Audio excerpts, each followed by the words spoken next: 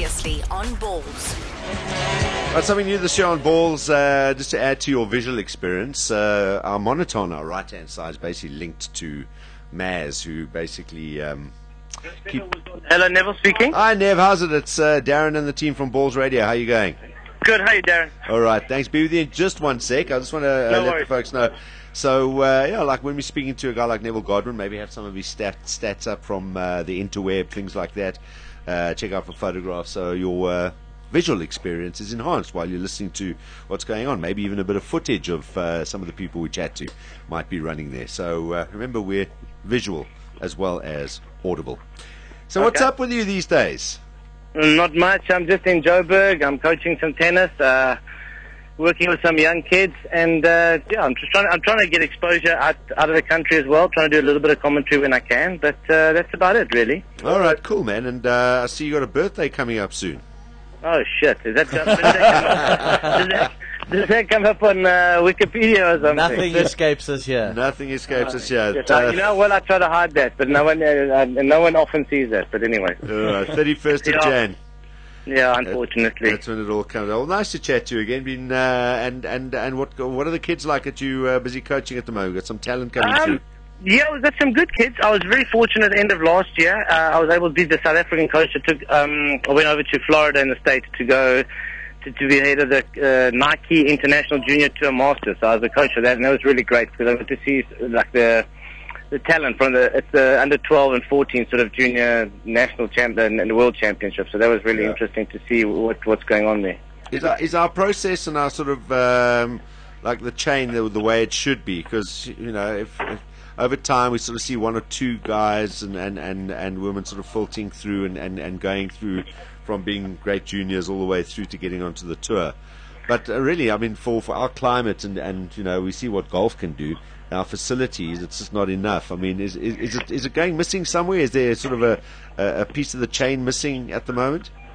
Yeah, Darren, I mean, our biggest problem is, if you want to do a direct comparison to golf, for example, obviously they have such a great tournament structure in golf. And a lot of the guys, I mean, obviously with the Sunshine Tour, which also obviously in the winter becomes like the Vodacom Origins Tour, and, the guys can play in South Africa for a good 30 to 35 weeks a year. Yeah. And, I mean, those are like your good sort of local professionals, if you'd like to call them that. I don't want to degrade them in any way, but, I mean, that's your good local professionals, and they can earn a good income by doing that, and then and even our junior structure in golf is very, very good and very sound. And again, it all boils down to obviously having the money to be able to travel and expose yourself overseas. And our guys can work on their game and work on their tournament play while they're in South Africa. Whereas unfortunately in tennis, once the guys get to 15, 16, you can sort of expose them in the young age.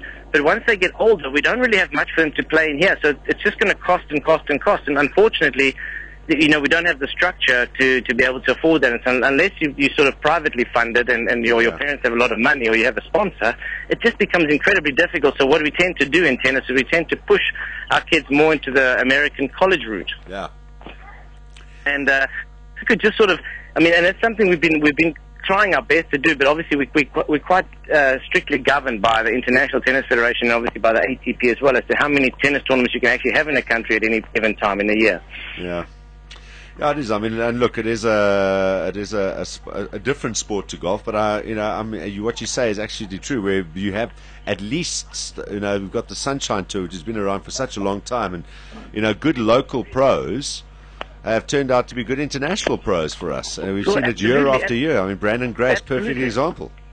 Yeah, and I mean, even you've got tons of guys, and it's all due to the fact that they can hone their skills while feeling fairly comfortable and not traveling too far and not having to really have that massive expenditure. Do you know what I mean? Where they have to travel overseas and go miss the cut or lose in qualifying, with the tennis equivalent would be, I guess. Yeah. And then so they can actually play a lot of tournaments here.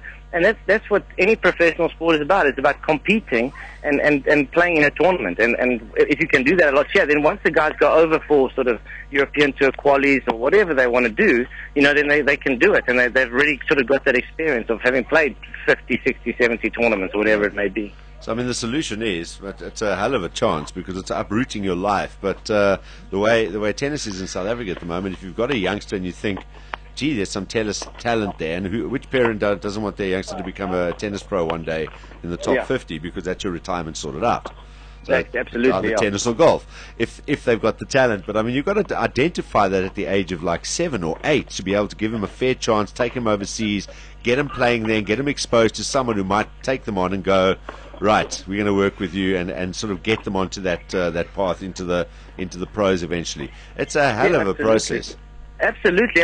I mean, what I find, especially, I mean, I lived in the UK for 10 years, and I lived in the States for a long time, and I lived in Canada for a long time. And the biggest difference that I've noticed since moving back to this country is our kids are not. I mean, our society spoils them a lot. You know, I mean, it's not necessarily the parents, but the society, because they don't really have the independence to be able to jump on their bike and ride down to their club and go practice. You know, everything has to be parent-driven. I mean, you have to organize your kid to lessons or squads or training facilities and things like that, and because your kid can't do it themselves, they don't have the freedom to be able to do that, and that plays a huge part. And as well as the school system, I mean, the schools they make a lot of sports compulsory for the kids, so that, you know, especially your cricket and your rugby and your hockey and your water polo, etc. And then the kids have to, you know, they have to do that, and so that takes up 2-3 practices a week, and plus a match day, so that's already 4 days gone, and it leaves them with 2 or 3 days to play tennis, which is not really enough. Well, one guy that we have got, and it's nice to have somebody on the circuit again that we can at least follow. I see a lot more people now starting to sort of take as well to Kevin Anderson.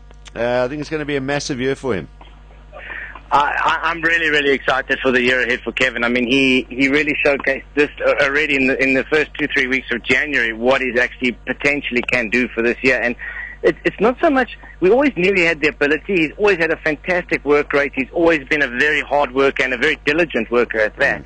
But he's really stepped up to the fore and taken his game to the next level, and he's really looking to challenge some of the better players. And you know, he's now top 30 in the world after Australian Open, and he's right there. And I think the changes that I've seen in his game in the past 3 to 6 months have been so positive for him. Yeah, I think Rob kind of put the nail on the head when, I don't know if he had a coaching change or if he has. It's basically the one weakness in his game has been, I think he's sort of becoming a little bit more aggressive when he plays, and and it's just turned him around completely. Well, absolutely. I mean, look, he's a big guy, and you know, I mean, like, unfortunately, the average sort of height on the tour now is sort of 6'3", 6'4", and I mean, Kevin's well above that. He's sort of 6'8", and you know, you're not going to be the most mobile guy, so you have to rely on playing slightly shorter points. And if you're going to be looking to be more aggressive, you're naturally going to play slightly shorter points. So, and the more he does that and looks to come forward, and it doesn't mean that he has to come forward at every single opportunity, but he has to sort of put the message to his opponent: look, I'm not scared to come forward, and I'm going to be coming forward a lot. Yeah. So look, I mean, he's no longer there, but yeah, okay, Simon, you were going to say? No, I mean, it's just he's come a long way when he plays the Australian Open and racks up a win against Fernando Verdasco, who we know is a fantastic player, and you wonder how different his game against Berdych could have been if his match against Verdasco hadn't gone to five sets. Yeah. Yeah, I mean, look, I agree with that 100%. He did start off a little bit sluggish, and that is something that's kind of like a hangover effect from a long 5-hour match. A 5-setter match, or I was actually at the Djokovic match on my mind there. Yeah, we're going to get to that. Yeah. You know, your body does feel that it needs to recover, and you need to eat a lot, and you need to be able to rest a lot, and get enough sort of fluids and food back in your system to be able to replenish yourself, you know, because basically when you're playing on the tour, the trainers work on you lose about 1 kilogram per hour, so that gives you an indication. And interesting, sorry, Johnny. Just interesting to get your thoughts on because I saw Kevin tweeting afterwards that he doesn't want a 5th set. He wants it taken away. He wants a tiebreaker. Yeah. I think it's possible that more players will be leaning towards that, and I don't feel either way, because basically all I want is a little bit of conformity and uniformity. I mean, as long as the players know what they're going to get beforehand, then they can do it. The problem for Kevin is he's obviously played doubles as well, so that's the difficulty in the men's game, is when you know, to play best of 5-set singles and then to try to play doubles, and especially in Wimbledon where it's best of 5-set doubles as well. It's a hell of a workload on your body. But the thing is, what I would like to see, I mean, like, you've got three Grand Slams that play long sets, and then you've got the US Open that plays a tiebreaker. So it doesn't really make much sense. You know, just either it's got to be one way or the other. Just speaking of recovery with Novak and Stan, I mean, that was over 5 hours. I watched that entire match, and I'm sure you did as well, Neville. But how, do you think he's going to be able to recover sufficiently in time for the next round? Well, the one positive factor for him, he's going to be sore, he's going to be tired, but the one really positive factor is he's playing against Thomas Burditch, who naturally the points are going to be a little bit shorter. If he's playing against like a David Ferrer, then he'd probably, or Andy Murray or someone like that, he's going to be in big trouble. But, yes. I mean, having said that, last year he played against Andy Murray in an amazing semi-final that was well over 4.5 hours, then turned it around 2 days later and played the longest Grand Slam final ever played. So, look, he's a hell of a competitor, and I think the season that he had in 2011, when he had just an amazing, sort of 72 wins and 12 losses only, it was just such a great season. The confidence that he took from that season moving forward, even though his body was finished in matches, he just believed that he could go through, and he was just saying, okay, well, I'm going to keep standing out here, and I'm not going to lose to you. Yeah. And a lot of the time, the guys found a way to lose to him, if that makes sense. But he's looking incredible. I mean, in that match against Wawrinka, it looked like he hardly broke a sweat. Yeah, no, but trust me, he's got like a Persian rug on his head, so he's not going to take a lot of sweat to get through that. Yeah, I know. No, but he's looking. I'd back him to go all the way. All right, Djokovic. Yeah. All right. Who do you reckon, Nev? I never like to go against Federer, but I have a funny feeling that Federer and Murray are going to beat the heck out of each other in the semis, and then Djokovic is going to reap the rewards if he gets through Burditch in his next round. That's going to be his only potential hurdle. Burditch. Burditch. Yeah, some say Burdick, and then I've noticed some of the comments say Burditch. I say Burditch. Yeah, I say Burditch. Yeah, we're going to let you get back to the kids. Thanks a lot for nice chatting to you for the first time here on Balls Radio, and all the best, and enjoy the rest of the Aussie Open as well. Appreciate it. No problem. Thank you. Call me again. Ciao, ciao. Will Thanks, do. Nev. Cheers, Nev. Bye-bye. Bye now. There you go, Neville Godwin. It was nice to talk to you. This is Balls Visual Radio. Darren, Simon, Kate and John. Weekdays from 3 p.m. to 6 p.m. Central African Time. Balls.co.za